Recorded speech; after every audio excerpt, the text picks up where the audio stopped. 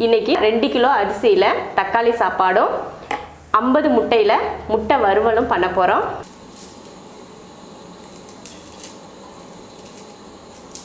முதல்ல முட்டையை வேக வச்சிட்டோம்னா அது வாட்டுக்கு வெந்துட்டுருக்கும் ஒரு பக்கம். நம்ம வெங்காயம் இதெல்லாம் கட் பண்ணுறதுக்கு ஒரு பக்கம் பண்ணிகிட்ருக்கலாம்.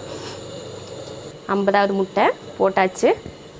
முட்டை வெந்துட்டுருக்கட்டும், நம்ம போயிட்டு மற்ற வேலையெல்லாம் பார்த்துக்கலாம். முட்டை வெந்துருச்சு, இறக்கி வச்சிடலாம்.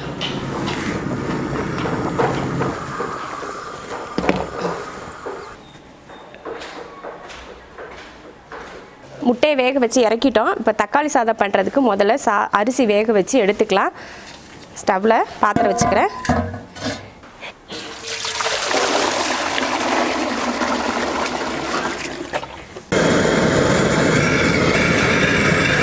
தண்ணி ஊற்றிட்டு மூடி வச்சுக்கலாம். கொதிச்சதுக்கப்புறம் அரிசி போட்டுக்கலாம். தண்ணி கொதிச்சிருச்சு, அரிசி போட்டுக்கலாம். இது வந்து 2 கிலோ அரிசி 1 மணி நேரமாக ஊற வச்சு எடுத்திருக்கேன். அரிசியை நம்ம டெய்லி சாப்பாடு பண்ணுவோம் இல்லையா, அந்த அரிசி தான், பிரியாணி அரிசி போடலை. சாப்பாட்டுக்கு உப்பு சேர்த்துக்கலாம்.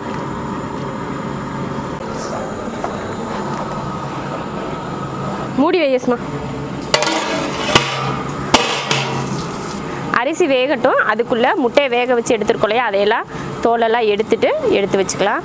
முட்டை வறுவல் பண்ணோம்ல, அதில் 5 முட்டையில் பாதி முட்டை இல்லை, 9 முட்டை தான் இருந்துச்சு. 10 2ஆக கட் பண்ணால் 10 இருக்கணும்ல, அது ஒன்று காணன்னு எல்லோரும் கமெண்ட்டில் கேட்டாங்க.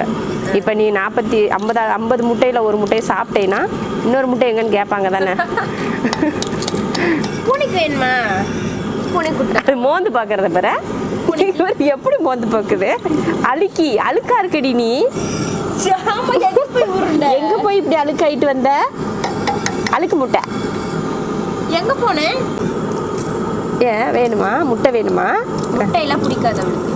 அப்புறம் மோந்து பார்க்கறது பாரு எப்படி. ஐயோ ஐயோ, ஏன் மூக்கு வெளியில வந்துருக்கு. ஏண்டி ரொம்ப அழுக்கா இருக்காளே? ஓ பூனை அப்படிதான் இருக்கும், அழுக்கா.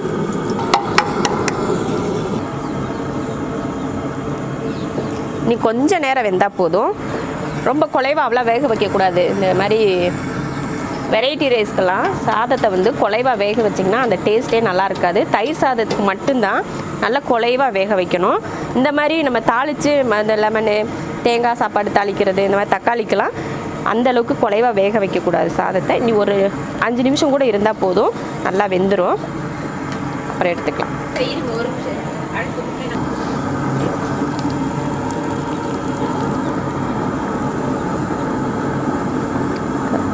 சாப்பாடு வெந்துருச்சு, இப்போ வடிச்சிடலாம். இருங்க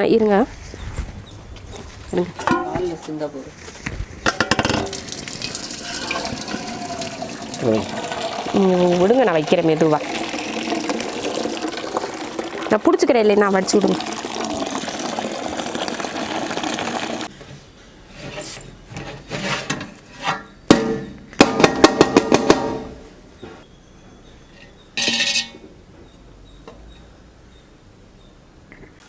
சாப்பாடு ரெடி ஆயிடுச்சு. மூடி வச்சு இதை இறக்கி வச்சுட்டு தக்காளி தொக்கு ரெடி பண்ணிவிட்டு இதில் பிரட்டிக்கலாம். தக்காளி தொக்குக்கு எண்ணெய் ஊற்றிக்கலாம். எண்ணெய் காஞ்சதுமே கடுகுளுந்து,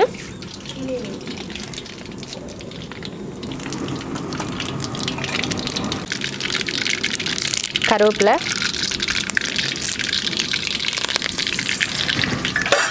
வெங்காயம் சேர்த்துக்கலாம். 1/4 கிலோ வெங்காயம்,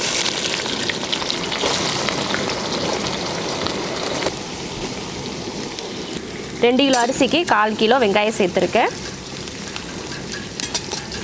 மிளகாய் நம்ம காரத்துக்கு தகுந்த மாதிரி காரம் சேர்த்துக்கோங்க. மிளகாய் ஒரு 20 பூண்டுப்பல்,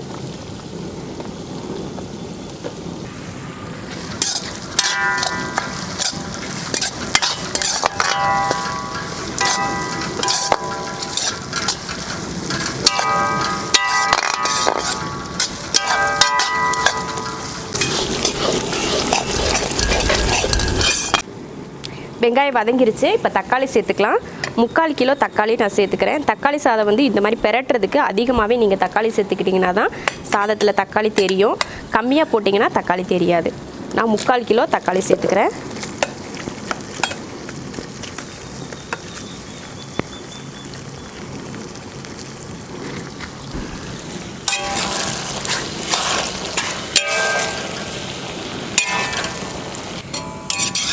தக்காளியை லைட்டாக கலந்து விட்டுட்டு இப்போ மிளகாத்தூள் மஞ்சத்தூள்லாம் சேர்த்துக்கலாம்.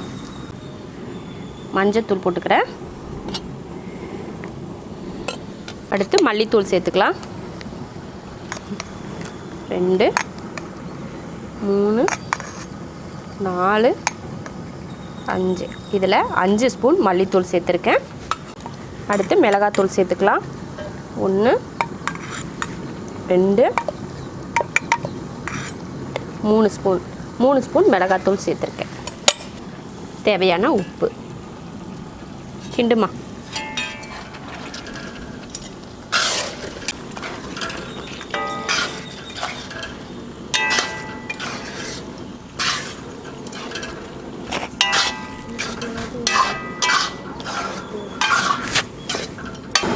கலந்து விட்டாச்சு. இதில் தண்ணி எதுவுமே சேர்க்கக்கூடாது. தக்காளியில் இருக்க தண்ணியிலேயே தக்காளி நல்லா மசிஞ்சு எண்ணெய் தெளிஞ்சு வர வரைக்கும் இதை வேக வச்சுக்கலாம்.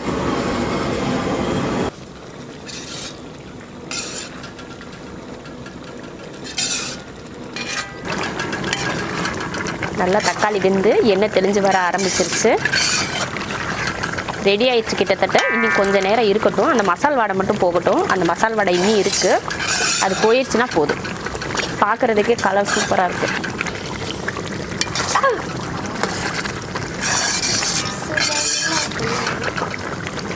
அஸ்மா எப்படி இருக்குது பார்க்குறதுக்கு?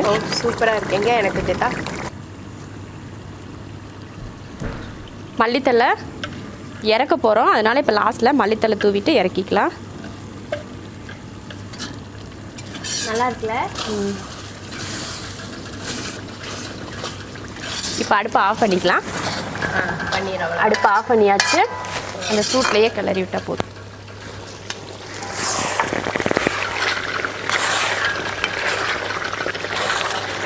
மல்லித்தலை போட்டு கிளறி விட்டு அடுப்பையும் ஆஃப் பண்ணியாச்சு. இதை சாதத்தில் போட்டு கிளறிக்கலாம். தக்காளி தொக்கு போடுறதுக்கு முன்னாடி ரைஸை ஒரு தடவை கட்டி இல்லாமல் கலந்து விட்டுக்கோங்க. இப்போ தான் நான் வடித்தோம், அதனால கட்டியெல்லாம் இருக்காது.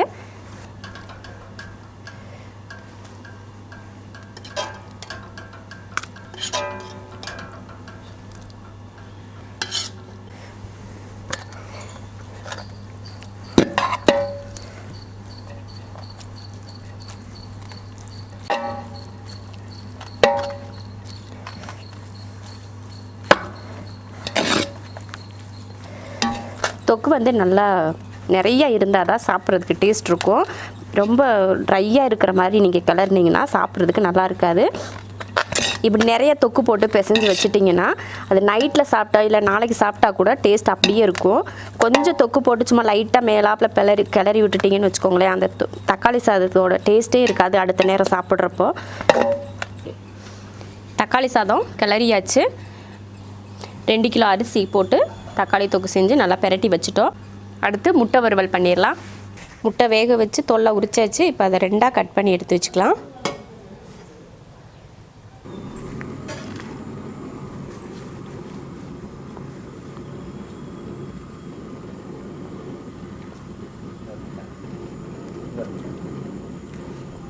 ஐம்பது முட்டையை கட் பண்ணியாச்சு. முட்டை வறுவலுக்கு எண்ணெய் ஊற்றிக்கலாம்.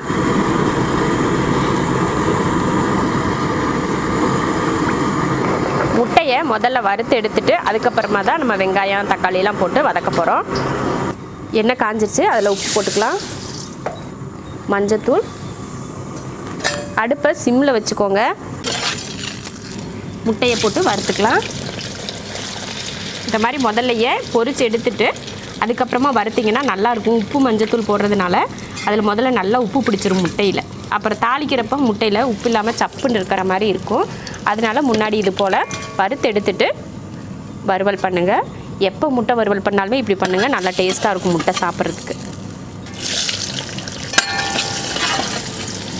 ரொம்ப நேரம் போட்டு வறுக்கக்கூடாது. போட்டு கொஞ்சம் நேரத்தில் எடுத்துடணும். அப்படி எடுக்கலைன்னா முட்டை வந்து ஜவ்வு மாதிரி இழுத்துட்டு இருக்கிற மாதிரி இருக்கும். சும்மா லைட்டாக வறுத்துக்கிட்டால் போதும். நம்ம வந்து பெரிய கடாய் அப்படிங்கிறதுனால சீக்கிரமே போட்டதுமே முட்டை வறுத்துருது. முட்டை போட்ட மாதிரி இருக்கலாமா? எங்கேயாவது அவுட்டிங்லாம் போனீங்கன்னா அந்த மாதிரி இடத்துல இந்த மாதிரி தக்காளி சாதமும் இந்த மாதிரி முட்டை வறுவலும் பண்ணிட்டிங்கன்னா ஹோட்டலில் சாப்பிட்ற செலவு மிச்சம். நல்லாயிருக்கும். நம்மளே செஞ்சு சாப்பிட்றது நல்லாயிருக்கும்.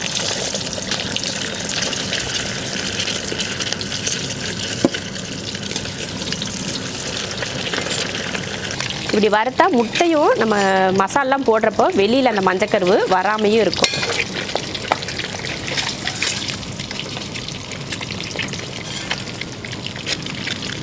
அவ்வளோதான், வறுத்து எடுத்தாச்சு. இது போல் வறுத்து எடுத்துக்கணும். அதே கடாயில் இனி கொஞ்சம் எண்ணெய் சேர்த்துக்கலாம். கொஞ்சம் எண்ணெய் தான் இருக்குது, இன்னும் கொஞ்சம் சேர்த்துக்கலாம். இந்த அளவுக்கு போதும். சோம்பு, வெங்காயம், 1/2 கிலோ வெங்காயம் சேர்த்துக்கிறேன் நான். கருவேப்பிலை போட்டிருக்கா? போடு, கருவேப்பிலை போடு. கருவேப்பிலை கொஞ்சம்,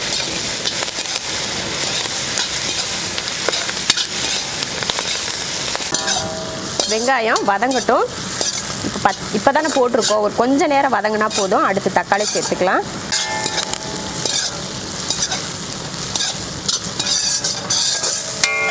வெங்காயம் வதங்கிருச்சு. இந்த அளவுக்கு வதங்கினா போதும், ரொம்ப கருக விட வேண்டாம். இப்போ தக்காளி சேர்த்துடலாம்.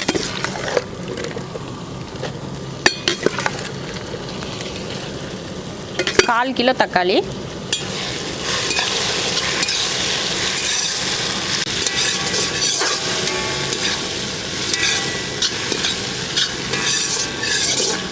தக்காளி நல்லா வதங்கட்டும். தக்காளி வதங்கிருச்சு. இஞ்சி பூண்டு சேர்த்துக்கலாம். 2 ஸ்பூன் இஞ்சி பூண்டு பேஸ்ட்டு.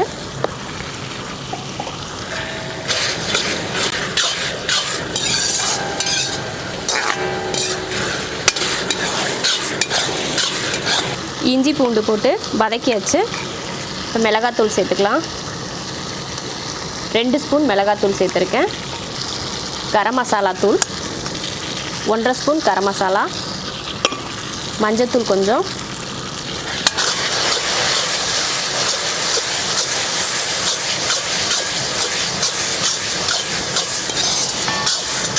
முட்டை வறுக்கிறதுக்காக எண்ணெயில் உப்பு சேர்த்துருந்தோம். அந்த உப்பு எவ்வளோ இருக்குது அப்படின்னு பார்த்துட்டு உப்பு சேர்த்துக்கலாம்.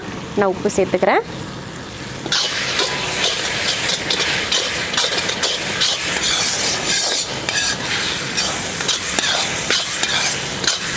மிளகுத்தூள் சேர்த்துக்கலாம்.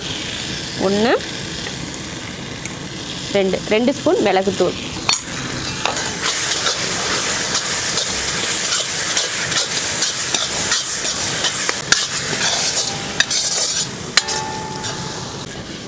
மசாலாலாம் போட்டு அந்த பச்சை வடை போகிற வரைக்கும் நல்லா வதக்கிட்டோம். இப்போ இதில் மல்லித்தழை சேர்த்துக்கலாம்.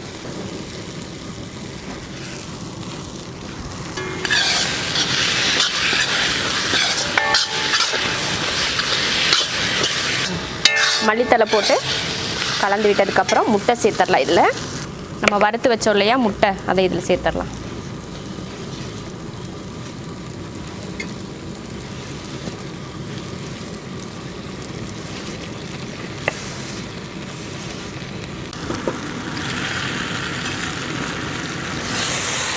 ரொம்ப போட்டு கலக்கக்கூடாது, அப்படியே லைட்டாக இப்படி பரட்டி விடணும்.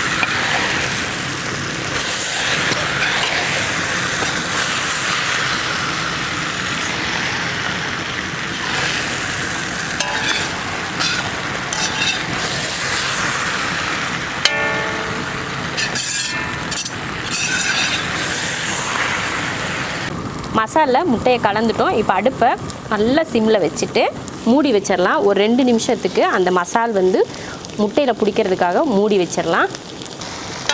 அவ்வளோதான், முட்டை வறுவல் ரெடி ஆயிடுச்சு. இப்போ அடுப்பை ஆஃப் பண்ணிடலாம். 2 கிலோ அரிசியில் தக்காளி சாதமும் 50 முட்டை வறுவலும் பண்ணிட்டோம். தக்காளி சாதத்துக்கு ரொம்ப ரொம்ப சூப்பரான சைட் டிஷ் பார்த்திங்கன்னா முட்டை வறுவல் தான். நீங்களும் இது போல் செஞ்சு பாருங்கள். எங்கேயாவது அவுட்டோர் போனால் கூட இந்த மாதிரி சிம்பிளாக நம்ம செஞ்சு நம்ம போகிறவங்க எல்லாம் சேர்ந்து சாப்பிட்றதுக்கு ரொம்ப நல்லாயிருக்கும்.